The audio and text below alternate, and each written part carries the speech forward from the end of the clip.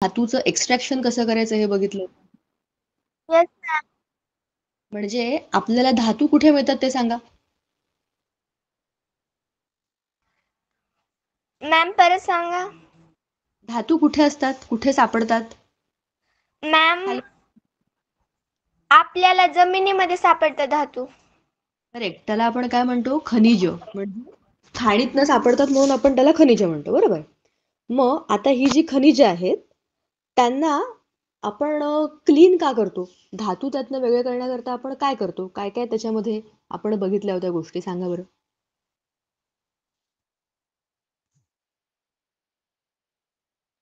आपण 2-3 प्रकारच्या क्रिया बघितल्या होत्या. थोडंसं आठवण्याचा प्रयत्न करा. पाण्याने धुणं, मग नंतर त्याला वेगळं करणं. काय आठवतंय का बघा? तुमच्या भाषेत सांगा. पुस्तकातली भाषा आपण नंतर बघूच. Yes ma'am.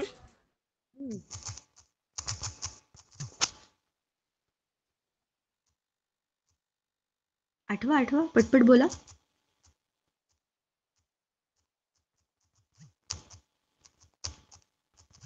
झालं बोलून तुमचं? थांबा, मी तुमची मदत करते. धड्यामध्ये पण दिल्यात ना त्या वस्तू आपल्याला. बघा, आपण त्यांचे गुणधर्म बघितले. धातू, अधातू आणि धातू सदृश्य यांचे. आणि त्याच्यानंतर खाली आहे बघा आयनिक बंध. आठवलं? आयनिक बंध हा पण एक आपण मुद्दा बघितला होता की आयनिक बंधामध्ये काय होतं, ऋण आणि धन अशा 2 प्रकारचे आयन्स बनतात. आयनिक संयुग. आठवलं का? आपल्या पुस्तकामध्ये आहे हे.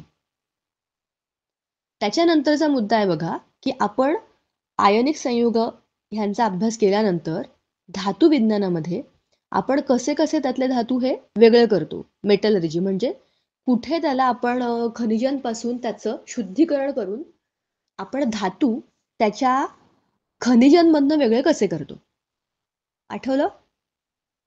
2 सेकंद, मी आता पुस्तक शेअर करते. हां. हां, 2 मिनिटं. तोपर्यंत तुम्ही तुमच्या पुस्तकात बघा बरं.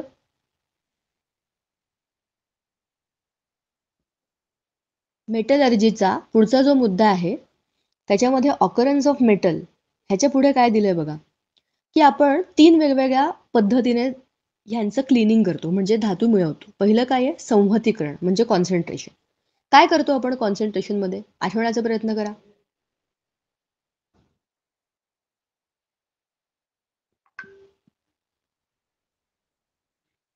सांगा.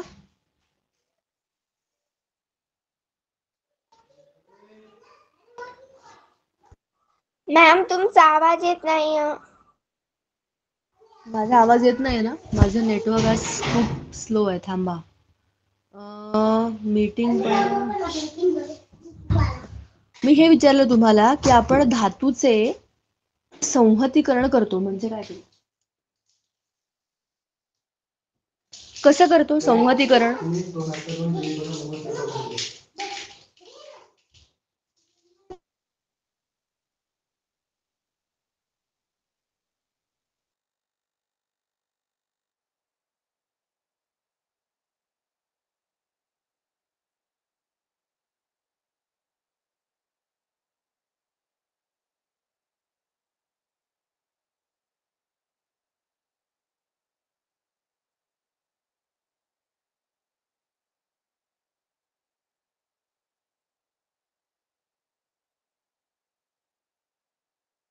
मॅम संयोगीकरण. अरे मी संहतीकरणाबद्दल विचारतेय आणि माझी इथे लिंक ओपन होत नाहीये. लॅपटॉप वरनं मी प्रयत्न करते ते, पण तुम्ही तुमच्या पुस्तकात बघून सांगू शकता की मला?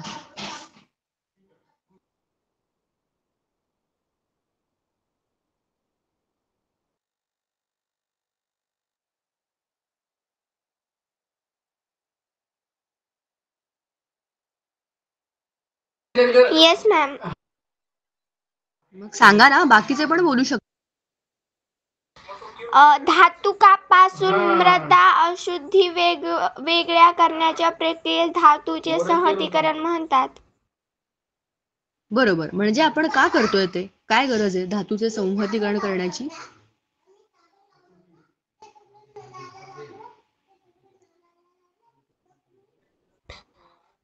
मॅम जे धातूवर मृदा म्हणजे माती लागलेली असते ना, ती वेगळी करण्यासाठी. करेक्ट. बाकीचे सगळे काय करतायत? संदीप, अभय, सिद्धिका. आज आपण बघूया तुम्ही उत्तर का देत नाही. पटपट पटपट बाकीचे पण बोला की रे.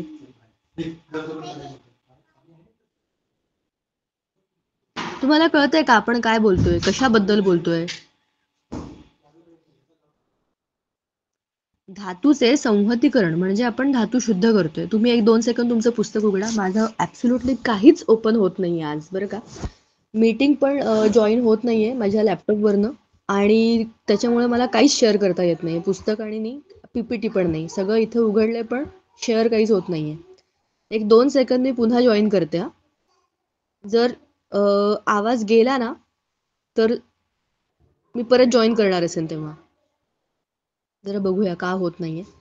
हा प्रॉब्लेम हो दाखवत पण ठीक आहे. पुस्तकात तोपर्यंत आपण बघूया. धातूचे संहतीकरण म्हणजे आपण काय करतो? धातू शुद्ध करतो. तिने सांगितलं ते बरोबर आहे. आपले धातू हे कुठे असतात? मातीमध्ये असतात. त्याला आपण खनिज म्हणतो. म्हणजेच काय आहे की ते अशुद्ध आणि वेगवेगळ्या माती आणि माती सदृश पदार्थांच्या ह्याने काय बरं म्हणतात वेढलेले असतात. त्याच्या प्रकारच्या अशुद्धीमध्ये ते आढळतात. मग आपल्याला त्याला क्लीन करायचंय आणि क्लीन केलं की काय करायचं त्याला? त्याच्या मूळ रूपात आणायचंय. बरोबर? म्हणूनच मग आपल्याला काय करायला पाहिजे? धातूचं संहतीकरण. त्याला कॉन्सन्ट्रेट करायचं. शुद्ध करायचं. मग कसं करू शकतो? त्याच्या आपण 3 वेगवेगळ्या पद्धती बघितल्या होत्या. तुम्हाला आठवते का? मी तुम्हाला मागच्या वेळेला व्हिडिओ पण दाखवले होते. सगळ्यात पहिल्यांदा आपण गुरुत्वीय विलगीकरण करतो. म्हणजे याच्यात काय करतो बघा. विल्फी टेबल पद्धत. हा टेबल तुम्हाला तुमच्या पान नंबर किती वर आहे बरं? पान नंबर 100 वरतीच आहे. पुस्तकाच्या पान नंबर 100 वरती तुम्हाला एक चित्र दिसेल. आय जस्ट होप की आता तरी हे उघडेल. ओ बरं झालं. चला 2 मिनिटं. आता लॅपटॉप वरती तुम्हाला दाखवते मी. कारण काहीच नव्हतं आणि मला काहीच करता येत नव्हतं. 2 मिनिटं. आता पुस्तक दाखवते. पण मी कॅमेरा आज बंदच ठेवते. मध्येच अचानक गेलं तर काय करणार आपण? थांबा.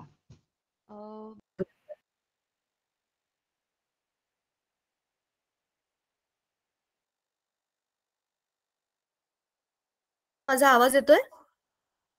हो मॅम. Great great. चला सॉरी, कारण ते जॉईनच होत नव्हतं त्याच्यामुळे मला दुसरीकडनं मीटिंग जॉईन करायला लागली.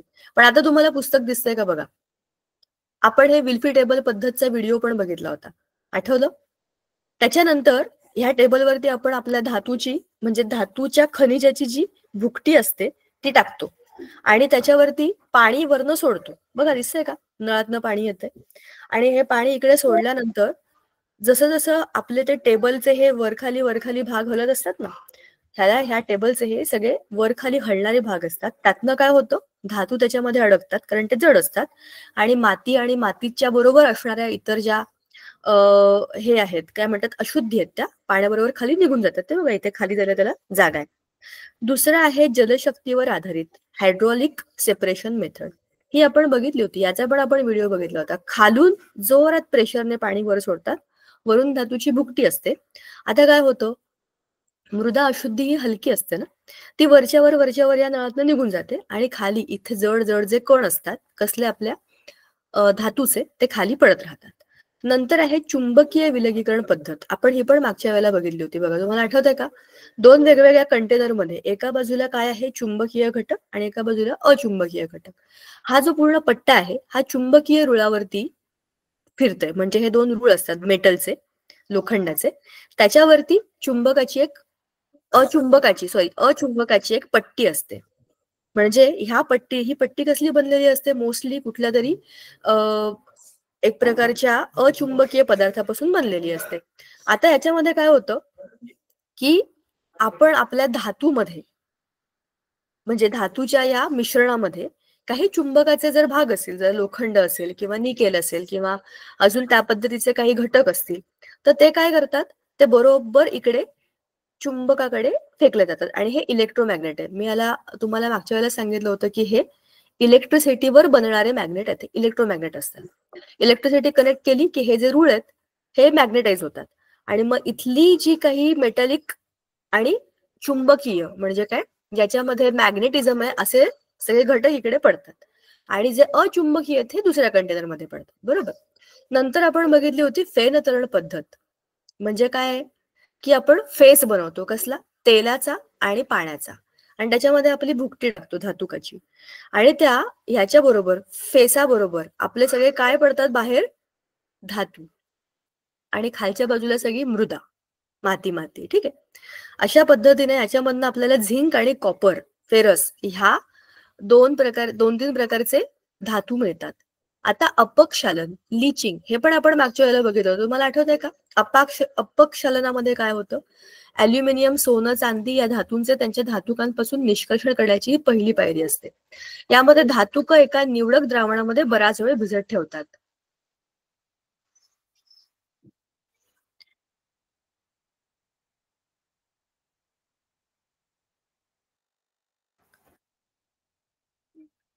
बरं, आता अपक्षालनामध्ये त्याला लिचिंग म्हणतात.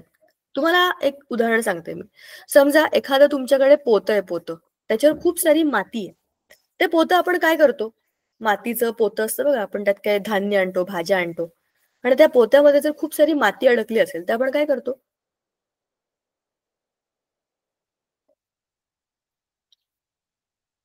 फेकून देतो ते पोतं? नाही मॅम. मग मॅम, एक तर आपण त्याला धुतो, नाहीतर जास्त पाणी आपल्याला वापरायचं नाही, पण त्यातली सगळी घाण काढून टाकायची. मग काय करायचं?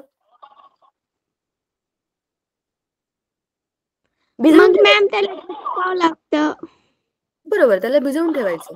कमी पाण्यामध्ये एखाद्या आपण बादलीमध्ये किंवा एखाद्या टबमध्ये ते पोतं काय करतो, पाणी थोडंसं घेतो आणि त्याला भिजवून ठेवतो. काय होतं, त्याच्यामुळे आपोआप सगळी माती त्यातली सुटते आणि मग ते पोतं हळूच बाहेर काढून कमी पाण्यामध्ये, दुसऱ्या 2-4 पाण्यामध्ये त्याला धुता येतं. सगळी त्यातली माती त्या आपल्या बादलीमध्ये किंवा त्या टबमध्ये येऊन अडकते. बरोबर की नाही? ह्याच्यामध्ये काय सांगितलंय, की आता आपल्याला अपक्षालनामध्ये काय करायचंय, लिचिंग. ह्याच्यामध्ये सोनं, चांदी, अॅल्युमिनियम असे जे काही धातू आहेत, ह्यांना काढण्याची ही पद्धत आहे. ह्याला भिजवून ठेवायचं म्हणजे काय करायचं, आपले जे धातुक आहेत त्यांना NaOH म्हणजे पाण्यामध्ये NaOH घालायचं, त्याचं जलीय द्रावण बनवायचं, किंवा Na2CO3. ह्यांना काय करायचं, पाण्यामध्ये हे आपले धातुक टाकायचे आणि काय करायचे, थोडा वेळ भिजू द्यायचे. मग काय होईल, त्याच्यामध्ये ह्या आपल्या द्रावणामध्ये त्यातले धातू हे डिझॉल्व्ह होतील, गायब होतील, आणि मग त्यांना परत रिकव्हर करण्याकरता एक दुसरी केमिकल ट्रीटमेंट करावी लागते. ठीक आहे. इथपर्यंत आपण बघितलं होतं. आठवतंय तुम्हाला? आता धातूचे निष्कर्षण, एक्स्ट्रॅक्शन ऑफ मेटल. 2 सेकंद. आता मी तुम्हाला जरा PPT पण दाखवते. आता निष्कर्षण म्हणजे काय, हे हा पॅराग्राफ जरा 1 मिनिटं वाचा आणि मला तुम्हाला काय कळलं ते जरा सांगा पटकन. वाचा कोणतरी मोठ्याने. तो पॅराग्राफ वाचा बरं जरा. अपक्षालनाचा. नाही, अपक्षालन नाही. काय होता तो? अभिक्रियाशील धातू निष्कर्षण. निष्कर्षण काढा.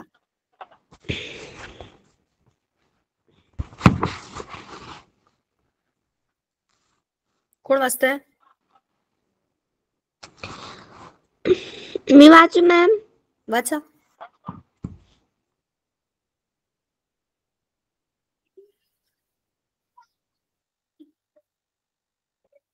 वाच ना बाबा.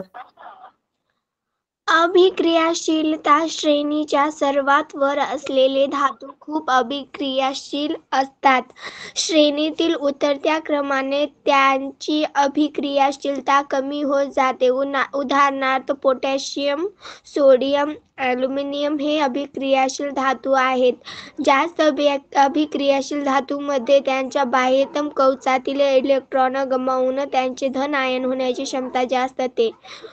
उदाहरणार्थ, जास्त अभिक्रियाशील धातूची विरल आम्लाबरोबर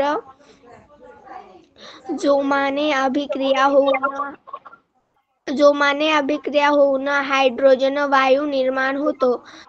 अति अभिक्रियाशील धातू हे कक्ष तापमानाला हवेतील ऑक्सिजन बरोबर अभिक्रिया होऊन जळतात. त्यांच्या निष्कर्षणासाठी विद्युत अपघटनीक्षपण पद्धत वापरावी लागते. उदाहरणार्थ, सोडियम, कॅल्शियम व मॅग्नेशियम हे धातू त्यांच्या वितळलेल्या क्लोराईड क्षारांच्या अपघटनाने मिळवतात. या प्रक्रियेमध्ये धातू हा ऋणाग्रावर कॅथोडवर जमा होतो, तर क्लोरीन वायू हा धनाग्रावर ॲनोडवर मुक्त होतो. वितळलेल्या सोडियम क्लोराईडचे विद्युत अपघटन करून सोडियम धातू मिळवताना विद्युत अग्रावरील अभिक्रिया पुढील प्रमाणे आहेत. ओके, शाबाश. आता एक्सट्रॅक्शन ऑफ मेटलचा आधी एक व्हिडिओ बघूया आणि मग आपण जे काही बोललो ते जरा समजून घेऊया पुस्तकातनं. आवाज आला नाही तर मला सांगायचं.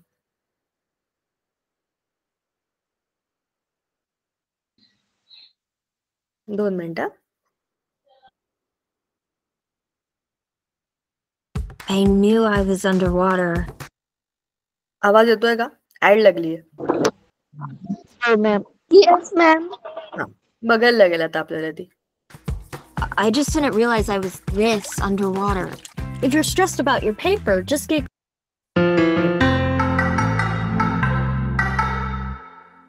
हम जानते हैं कि मेटल्स या तो फ्री स्टेट में पाए जाते हैं या कंबाइंड स्टेट में. मेटल्स जो एक्टिविटी आवाज जरा कमी आहे ना. No, ma'am. बरोबर. सीरीज के बॉटम बरं, में होते ऐका. हैं, जैसे कि गोल्ड और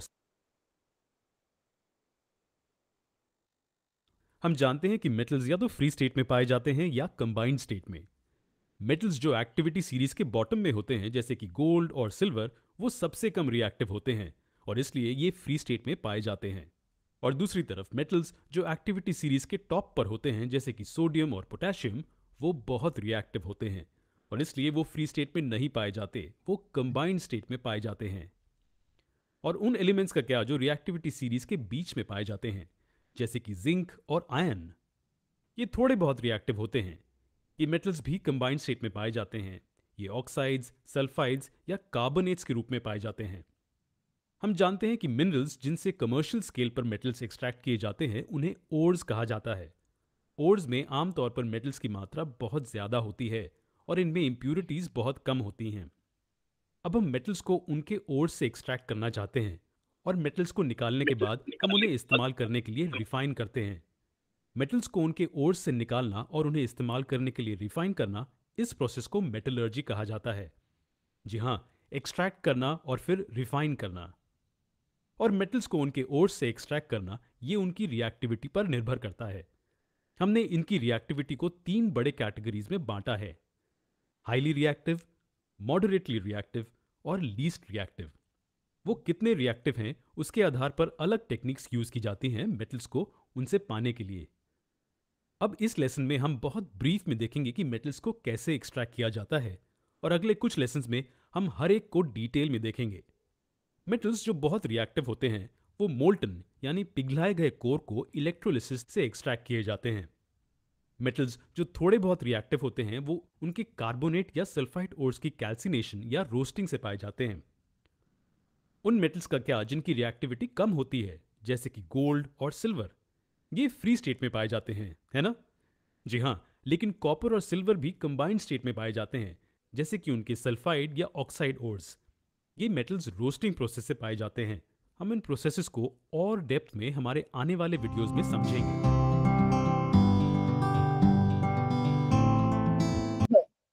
आता तुम्हाला कळलं थोड्याफार याच्यामध्ये की आपण काय बोललो. आतापर्यंत आपण जे काही अभ्यास केला त्याचा हा शॉर्टकट होता की आता आपण काय बघतोय की आपण जे धातू आपल्या खनिजांमधनं जे धातू काढलेले आहेत ते कसे आहेत, तर त्यांना आपण आता एक प्रकारच्या प्रोसेसमध्ये टाकलं आणि त्यातल्या त्या आपण मुख्य धातू काढणार. ते आपण कसं ठरवणार की कुठला धातू किती रिएक्टिव्ह आहे, ह्याच्या पद्धतीने आपण त्याचे हे बनवतो की कुठल्या, समजा आपल्याला धातू राजधातू असेल तो मुक्त अवस्थेत आहे, मग त्याच्याकरता आपल्याला फार टेन्शन घ्यायची गरज नाहीये, मग त्याच्या प्रोसेसेस वेगळ्या असतील. पण जे खूपच अगदीच जास्त रिएक्टिव्ह असे धातू असतील तर त्यांच्याकरता आपण वेगळ्या प्रकारच्या मेथड्स वापरतो. बरोबर, हे सगळं आपल्याला आता यांनी ह्याच्यात दाखवलेलं आहे. आता जरा आपल्या पीपीटी कडे जाऊया 2 मिनिटं. म्हणजे आता आपण काय काय बघणार आहे ह्याच्या पुढे ते जरा आपल्याला समजेल. आणि मग धड्याकडे असं आलटून पालटून जरा आपण फिरूया. बघा, आपण धातुकांचे संहतीकरण हे डिटेलमध्ये बघितलं. आठवतंय का तुम्हाला? गुरुत्वीय विलगीकरण, आता पुन्हा आपण रिवाइज केलं होतं. चुंबकीय विलगीकरण, फेनत्रण आणि अपक्षालन. ह्याच्यानंतर आपण धातूंचे निष्कर्षण याच्याबद्दल पण बोललो होतो, की आपल्याला त्याचं कसं, ॲल्युमिनियम हा धातू आहे, तो किती रिॲक्टिव्ह आहे आपल्या त्या लिस्टमध्ये, जी आपली ती वरून खालपर्यंत खूप रिॲक्टिव्ह, मध्यम रिॲक्टिव्ह आणि कमी रिॲक्टिव्ह आता आपल्याला दाखवली होती ना स्केल, त्याच्याप्रमाणे ॲल्युमिनियम कुठे आहे, जर खूप रिॲक्टिव्ह असेल तर त्याच्याकरता आपण काय करतो, या विद्युत म्हणजेच काय, एक प्रकारचं धनाग्र आणि ऋणाग्र वापरून त्याचं इलेक्ट्रोलिसिस या पद्धतीतनं आपण त्याला वेगळं करतो. मध्यम अभिक्रियाशील धातूंना आपण काय करतो, काही वेगळ्या प्रकारच्या, त्याचे सल्फाईड असतात, त्याचे कार्बोनेट असतात, त्यांचं आपण ऑक्साईडमध्ये रूपांतर करतो. म्हणजे सल्फर आणि कार्बन काढून टाकायचं आणि ऑक्सिजन टाकायचा. ऑक्साईड म्हणजे काय, त्याच्यामध्ये ऑक्सिजन टाकायचा आणि मग नंतर त्याला आपण ऑक्सिजनही घालवायचा आणि फक्त धातू मिळवायचा. अशा पद्धतीने त्याला आपण मिळवतो. आणि कमी अभिक्रियाशील धातू म्हणजे जसे की राजवायू असतील, सोनं, चांदी, प्लॅटिनम, हे बहुधा मुक्त अवस्थेमध्ये असतात. त्याच्यामुळे त्यांना खूप केमिकल रिॲक्शन ह्याच्यातून त्याच्यात टाकायची गरज नसते. ते अगदी सोप्या वेगळ्या पद्धतीने आपल्याला मोकळे करता येतात. ह्याच्यानंतर आपण बघतो आहे धातूचे शुद्धीकरण. आता धनाग्रीकरण, आता इने जे काही वाचलं ना ते ॲनोडायझेशन आहे. अशुद्ध धातूंपासून शुद्ध धातू मिळवण्यासाठी विद्युत अपघटनाची पद्धत वापरतात.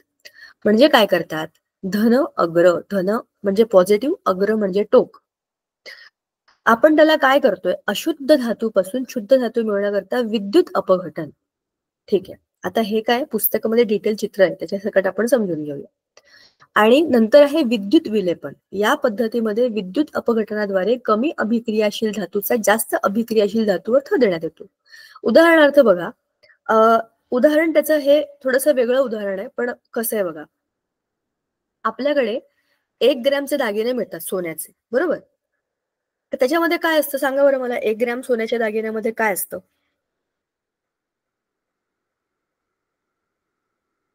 कसे बनवतात ते?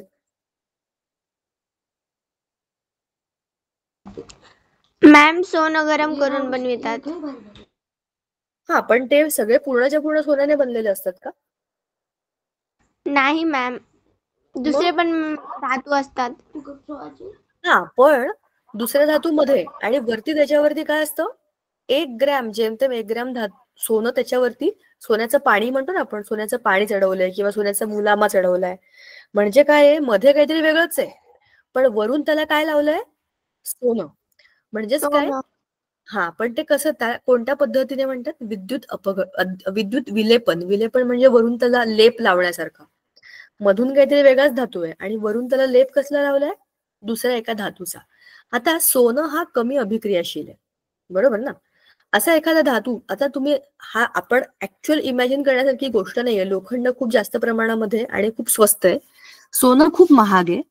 पण काही खूप महत्वाच्या आणि काही खूपच सिक्रेट असं काहीतरी तुमच्याकडे लोखंडाचं असं काही जुना ऐवज आहे, ऐतिहासिक ऐवज, की तो टिकवणं खूप गरजेचं आहे आणि तो खराब नाही व्हायला पाहिजे. तो गंजून गेला तर त्यातला सगळा महत्वाचा जो काही निरोप असेल, काही असेल, पूर्वीच्या काही होतं ना असं, वेगवेगळ्या धातूंवरती पण लिहिलं जायचं. तर मग अशा कोणतं तुमच्याकडे जर असेल आणि तो खराब होऊ नये धातू, तर त्याच्यावरती एखादं विद्युत विलेपन केलं, असा धातू, सोनं किंवा चांदी, याचं त्याच्यावर पाणी लावलं तर तो आतला धातू खराब होणार नाही आणि वरून तसं जे चकचकीत चांगला दिसेल आणि त्याची अभिक्रिया होणार नाही, म्हणजे पाण्याबरोबर, हवेबरोबर, ऑक्सिजन बरोबर, आणि तो गंजणार नाही, खराब होणार नाही, त्याचा रंग बदलणार नाही. त्याच्यामुळे त्याला विद्युत विलेपन केलं जातं. संमिश्रीकरण म्हणजे काय, एक किंवा अनेक धातू एकत्र घ्यायचे आणि त्याचं एक जिनसी मिश्रण बनवायचं, संमिश्र करायचं. त्याच्यामुळे काय होतं, जो खूप जास्त रिॲक्ट करणारा धातू आहे, जसे की समजा लोखंड, पण लोखंडाबरोबर आपण जेव्हा दुसरे धातू मिक्स करतो तेव्हा आपण स्टील बनवतो. आता स्टील आणि लोखंड दोन्ही तुमच्या घरामध्ये भांडी असतील, कुठली भांडी गंजतात, लोखंडाची का स्टीलची? लोखंडाची. स्टीलची भांडी गंजत नाहीत का? नाही मॅम. नक्की ना? का बरं? लोखंड कसलं बनलंय, स्वतःच एक लोखंड धातू आहे, पण स्टील कसलं बनलंय? लोखंड आणि इतर धातू म्हणजे संमिश्रीकरण. लोखंड हा स्वतः खूप लवकर गंजणारा आहे, बरोबर, तो रिएक्टिव्ह आहे, तो अभिक्रिया करतो. पण त्याची अभिक्रिया थांबवण्याकरता असे धातू टाकायचे की ते ह्याची अभिक्रिया बंद करतील आणि त्याला तसंच ठेवतील. उलट त्याचे धातूचे जे काही गुणधर्म आहेत ते चांगले करतील. लोखंड आणि स्टील ह्यांचं तुम्ही कंपॅरिझन केलं तर खूप साऱ्या स्वयंपाकाच्या भांड्यांमध्ये सुद्धा आपण स्टील वापरू शकतो. पण लोखंड वापरण्याचे काही साईड इफेक्ट पण आहेत. तुम्ही लोखंडाच्या कढईमध्ये भाजी गेली तर ती थोड्या वेळानंतर काळी होते. का बरं? त्याच्यामध्ये सगळं लोह उतरतं ना. स्टीलच्या भांड्यामध्ये केलेली भाजी काळी होते का? नाही होत. कारण त्याच्यामध्ये जरी लोखंडाचं प्रमाण असलं तरी पण प्युअर लोखंड नाहीये. त्याच्यामुळे काही चांगले गुण पण त्या मूळ धातूमध्ये येतात. आणि जस्ताचं विलेपन, जस्त म्हणजे जस्त एक धातू आहे, गॅल्व्हनायझेशन म्हणतात त्याला. आणि नंतर आहे कथिलीकरण, टीन. जसं आपण म्हणालो की नाही विलेपन सोन्याच्या मुलामा देणं, तसं जस्ताचं करतात किंवा कथिलाचा पूर्वी जुन्या काळातल्या भांड्यांमध्ये ना कथिलाचा थर लावायचे आणि तो गेला की मग ती भांडी खराब व्हायची, त्याचा रंग उडाल्यासारखे दिसायचे. आता आजकाल बघा ना टेफ्लॉन कोटिंगची भांडी असतात, आपण डोसा किंवा नॉनस्टिक कढया वापरतो, त्याच्यावरचं ते काळ्या रंगाचं निघून गेलं आवरण की ते कसे दिसत विचित्र. तसं हे टिनिंग म्हणजे कथिल निघून गेला की आतली भांडी अशी विचित्र कशी तरी दिसायची. आणि मग त्यालाच कलहीकरण असं म्हणतात. पुन्हा ते लोक यायचे आणि त्याला लावून द्यायचे, कथिलीकरण करून द्यायचे त्या आपल्या जुन्या पातेल्यांमध्ये. आणि कलहीकरण असं त्याला म्हणायचं. किती लोकांनी हा शब्द ऐकलाय? कलही करायला घेऊन जा किंवा कलही करा, असं ऐकलंय का कधी? गावामध्ये करतात अजूनही बऱ्याच ठिकाणी. जुन्या मला वाटतं पितळेच्या भांड्यांमध्ये कलही करायचे है ना. पितळेच्या भांड्यांमध्ये कलही करायचे आणि कलही उतरली तर मग त्याच्यामध्ये आंबट बिंबट पदार्थ करायचे नाही, ते खराब होतात, त्याच्यामध्ये ते नाचतात, असं काही काही त्याच्यामध्ये होतं. पण कलही केल्यानंतर ती भांडी वापरता यायची. असं पूर्वीच्या काळी ह्या प्रॉब्लेमचं सोल्युशन, प्युअर धातूचं सोल्युशन काय होतं की त्याला कलही करा. भांडी घासायची, एकमेकांवर ठेवायची, आपटायची, ती कलही वापरून वापरून आपोआप निघून जायची. पुन्हा काही वेळानं त्याला ते कोटिंग करून घ्यायचं. असं पूर्वी भांडी वापरली जायची. आणि क्षरण हा आपल्या धड्याचा शेवट आहे. आता आपण पुस्तकाकडे जाऊ ना तेव्हा तुम्हाला समजेल. बघा, क्षरण म्हणजे काय? गंजणं किंवा ते खराब होणं. धातूंचा हवेशी संपर्क आल्यामुळे त्यांच्या पृष्ठभागावर होणारी अनिश्चित रासायनिक अभिक्रिया म्हणजे क्षरण.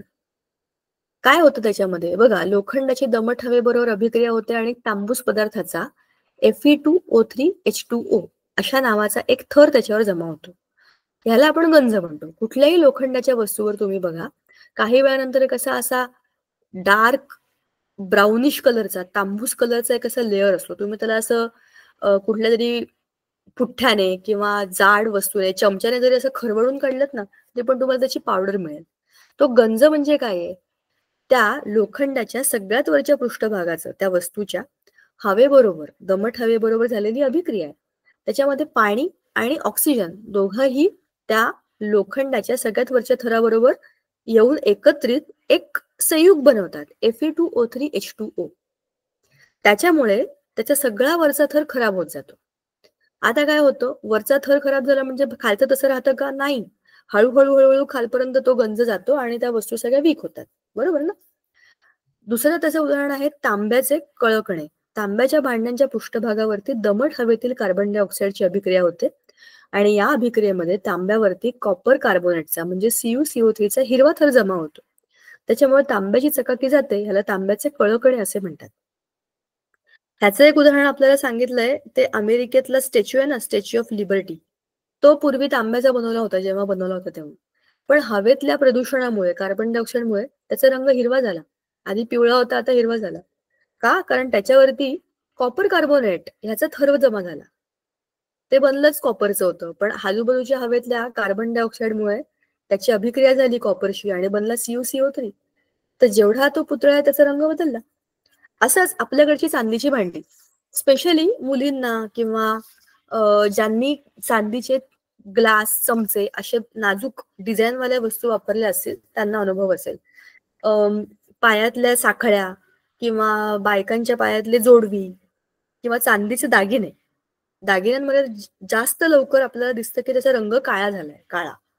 अगदी देवघरामधले आपले दिवे असतात ना, ज्याच्यावर आपण पूजा करतो, किंवा देवाची छोटीशी चांदीची वाटी असते साखरेची किंवा दुधाची, ती पण खूप लवकर काळी होते. का बरं? चांदी सुद्धा पाण्याबरोबर म्हणजे मॉइश्चर बरोबर रिॲक्ट करते आणि त्याचा रंग काळा होतो. मग त्याला परत ते ते चंदेरी बिंदेरी नावाचे काही काही लिक्विड्स असतात, साबणं असतात. जसं की आपण आपल्या कॉपरच्या भांड्यांना ते ना पितांबरीने घासतो तांब्याची भांडी, आणि त्याच्यावरचा तो हिरवा रंग निघून जातो, काळपट रंग निघतो आणि मधली पुन्हा पिवळ्या रंगाची स्वच्छ भांडी दिसायला लागतात. बरोबर ना? सगळ्यांनी बघितलं असेल हे. पूजेच्या येस वेळेला मॅम. ही तांब्याची भांडी एकदम स्वच्छ गोरी गोरी पान चमकणारी होतात, आणि पूजा झाली की संध्याकाळपर्यंत दुसऱ्या दिवशी परत काळी काळी व्हायला लागतात. का? त्याची हवेतल्या कार्बन डायऑक्साईड बरोबर अभिक्रिया होते, बाकीच्या मॉइश्चर बरोबर पण अभिक्रिया होते, त्याचा रंग बदलत जातो. पण पुन्हा त्याला तो वरचा रंग काढला की मधला जो मुख्य धातू आहे त्याचा रंग त्याला आपल्याला दिसायला लागतो. बरोबर? आता हा आपल्याला गंज रोखायचा असेल तर काय करायचं? सगळ्यात पहिल्यांदा आपण त्याला रंग लावायचा. कोणाला? गंजाला? धातूला. हा, धातूला. धातूला रंग लावायचा. कधी लावायचा? गंजायला सुरुवात झाली की? नाही मॅम, आधी. हा, धातू घेऊन आलो. समजा आपल्याला घराचं बांधकाम करायचंय, लोखंडाचे आपण रॉड घेऊन आलो, आम्हाला बांधकाम करायचंय. पण आमचा प्लॅन आहे पावसाळा सुरू झाला की आम्ही करू, आता स्वस्तात मिळाले म्हणून आम्ही घेऊन आलो. आता कोणता महिना चाललाय? डिसेंबर. सुरुवात आम्ही कधी करणार? मे मध्ये. एप्रिल मे मध्ये आम्ही पाया बांधून ठेवू, मग नंतर पाऊस लागेल घराला आणि मग पुढचं आम्ही बांधकाम करू. तोपर्यंत 4-5 महिने आपले ते लोखंडाचे बाहेर पडलेले असतील रॉड सगळे. गंजणार नाही का? सांगा बरं मला. गंजणार मॅम. मग काय करायचं? गंजू द्यायचे आणि मग बांधकामाला तेच वापरायचं, असं करायचं का?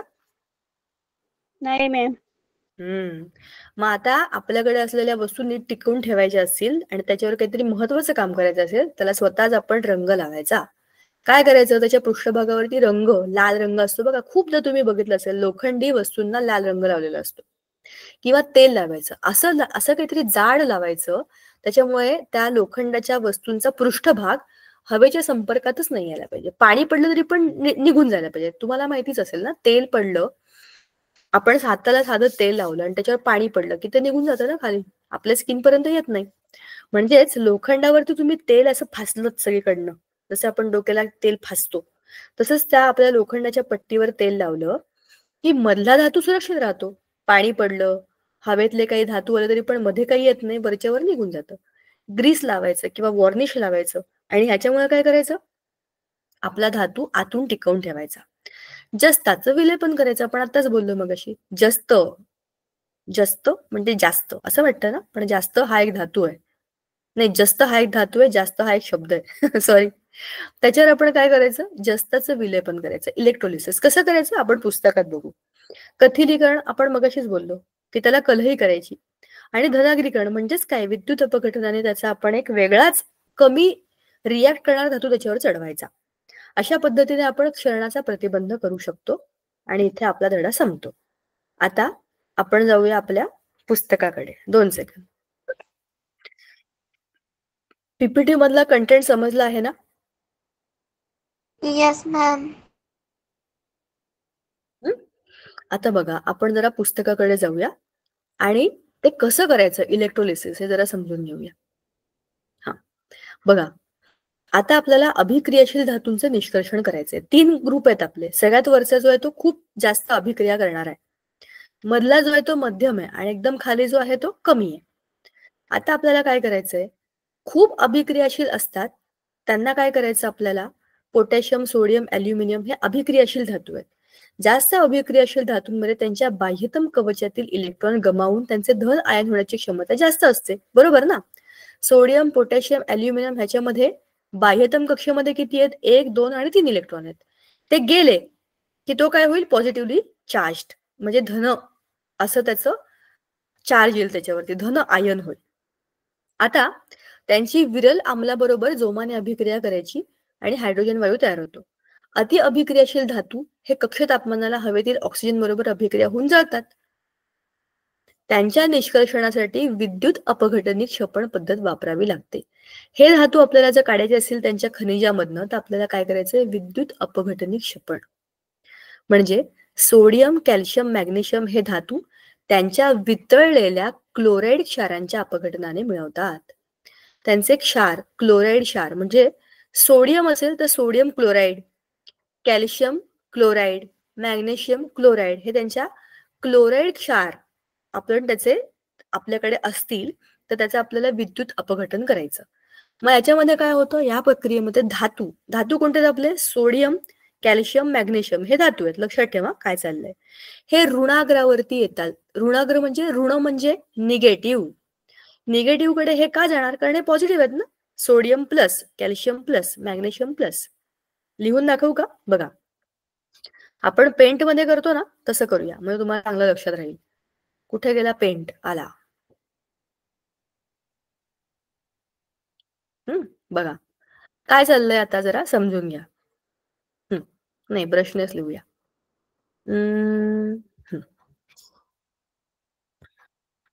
Na त्याच्याकडे बाह्यतम कक्षेमध्ये 1 इलेक्ट्रॉन आहे, तो त्याने देऊन टाकला, तर तो झाला Na प्लस.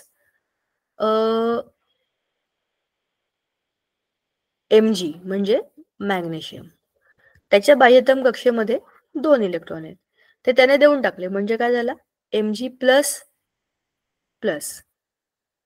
आणि क्लोरियम सॉरी ॲल्युमिनियम Al प्लस 3.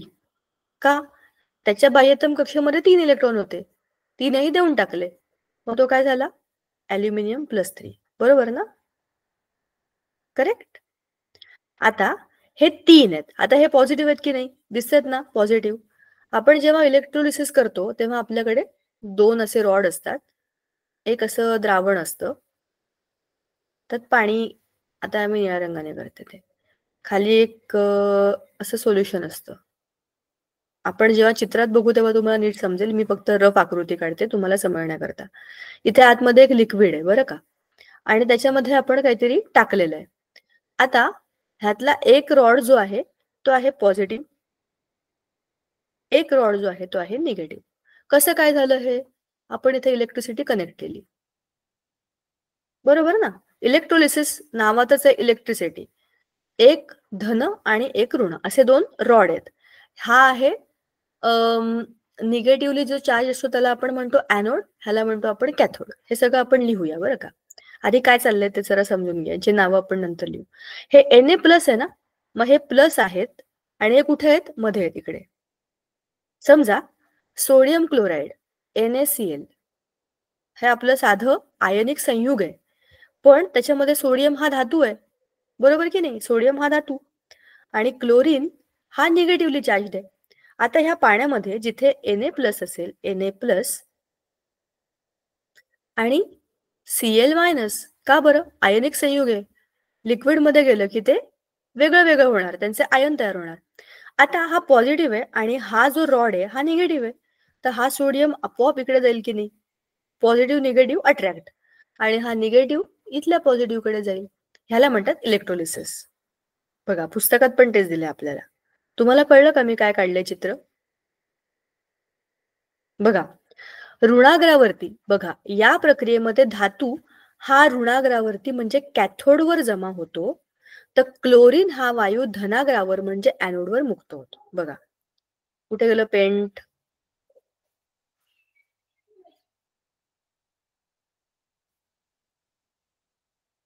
इकडे.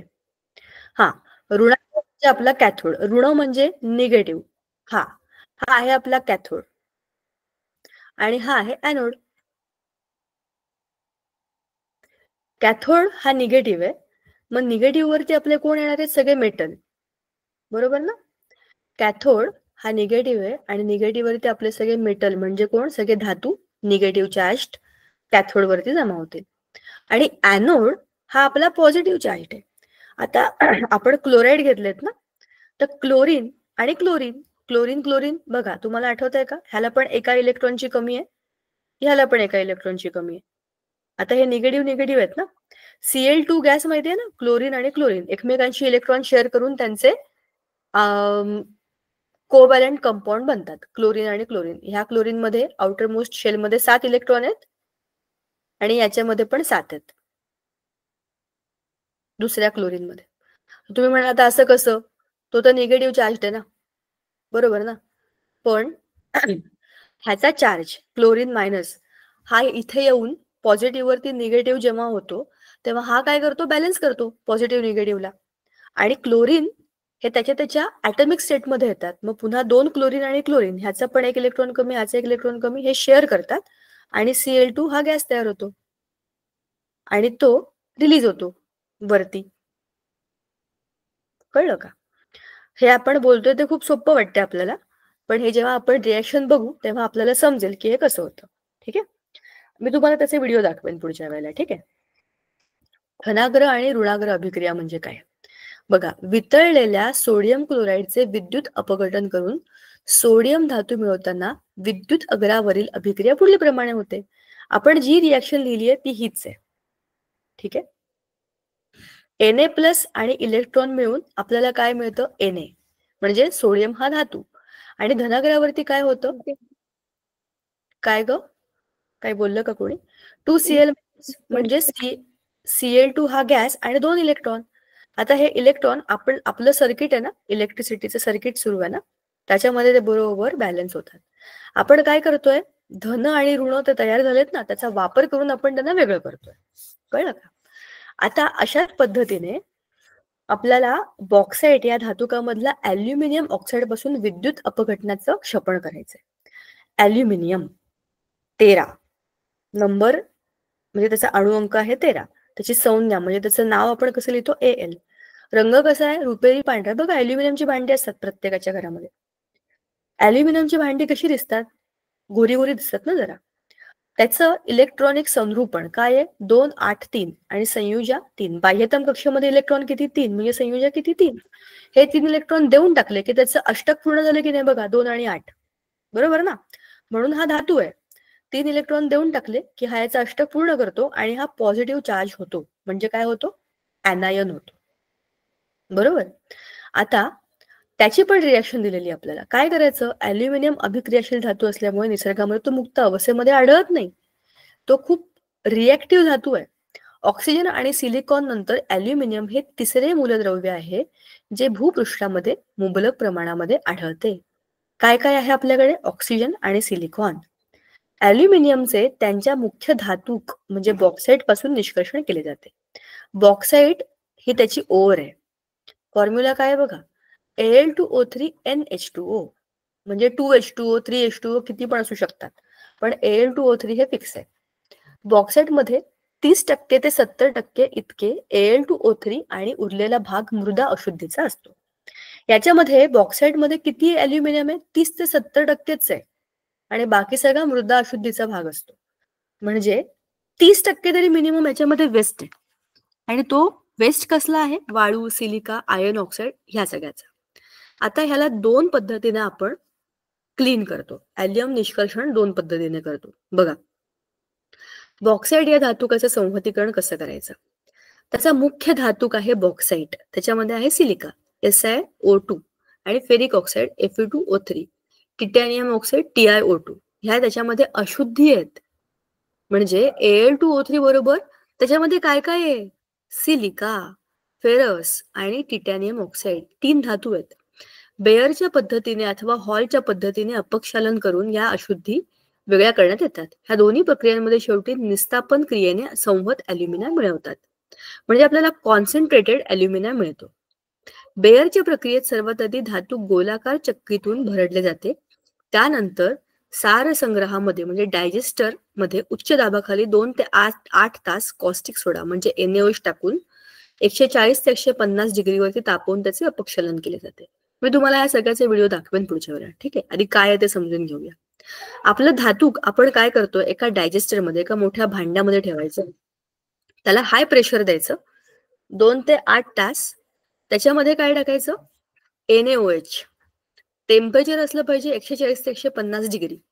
आता हे केल्यानंतर त्याला क्लीन करायचं आणि मग काय होईल, ॲल्युमिनियम ऑक्साईड उभयधर्मी असल्यामुळे तो सोडियम हायड्रॉक्साईडच्या जलीय द्रावणामध्ये विरघळतो आणि पाण्यामध्ये द्रावणीय असे सोडियम ॲल्युमिनेट तयार होते. सोडियम ॲल्युमिनेट हा आपल्याला आता मिळाला आहे. सोडियम ॲल्युमिनेट म्हणजेच बॉक्साईडचे सोडियम हायड्रॉक्साईडच्या द्रावणाने अपक्षालन होते. Al2O3 2H2O हे सॉलिड फॉर्म मध्ये आपल्याला मिळालं. आता आपल्याला काय मिळाला? Aluminium oxide. त्याला आपण पाण्यामध्ये टाकला. ही आपली हे आहे, काय आहे? ओर आहे, म्हणजे त्याची धातूक आहे, धातूक ॲल्युमिनियमचं. त्याला आपण ह्या NaOH मध्ये टाकलं. 140-150 डिग्रीला 2 ते 8 तास उच्च दाबाखाली ठेवल्यावरती आपल्याला काय मिळालं? सोडियम आणि ॲल्युमिनियम ह्याचं एक संयुग मिळालं. ठीक आहे. काय मिळालं आपल्याला? Sodium hydroxide, sorry sodium aluminate, sodium आणि ॲल्युमिनियम, सोडियम ॲल्युमिनेट मिळालं हे. आणि पाणी त्याच्याबरोबरची ती हे काय बरं म्हणतात, सेकंड त्याचा प्रोडक्ट आहे.